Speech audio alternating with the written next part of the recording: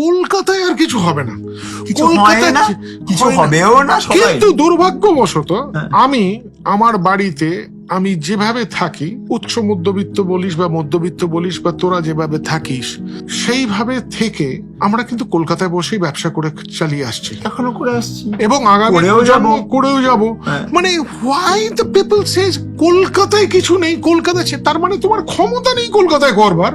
তুমি আজকে ব্যাঙ্গালোর দৌড়চ্ছ, তুমি আজকে বোম্বে দৌড়চ্ছ, তুমি দিল্লি দৌড়চ্ছ, এখানে ডেভেলপ কর তুই। তার মানে তুই চেষ্টাটা তুই দৌড়চ্ছিস কিন্তু তোর পরিবার থেকে। আমার যেটা মনে হয় তুই তোর ব্যবসা বা চাকরি থেকে দৌড়চ্ছিস না, তুই দৌড়চ্ছিস তুই পরিবার থেকে, তো সার্কামস্ট্যান্স থেকে তুমি ছেড়ে চলে যাচ্ছ, পালিয়ে যাচ্ছিস, যার জন্য তোর স্বাধীনতার দরকার। তুই এখানে স্বাধীনতাটা তৈরি কর, সেটা কিন্তু তৈরি করছে না। আজকে তোর এখানে যে টিম কাজ করছে, দে আর অ্যাটলিস্ট হ্যাপি মনে হয়। তুই বললি প্রথম থেকেই এরা তোদের সাথে আছে, পুরো জিনিসটা। আজকে তুই টেকনো ইন্ডিয়া গ্রুপ, আমি একটা বেঙ্গল জুয়েলারি পরিবার, আমরা কিন্তু আজকের উড়োখাই গোবিন্দায়ন নই। এটা আমি একদম 100% এগেনস্ট এই জিনিসটা। আমি সহ্যই করতে পারি না কলকাতায় কিছু হয় না। আরে আমার 5টা বাচ্চাকে তো আমি বিদেশে পড়িয়েছি, এই কলকাতা থেকে ব্যবসা করি।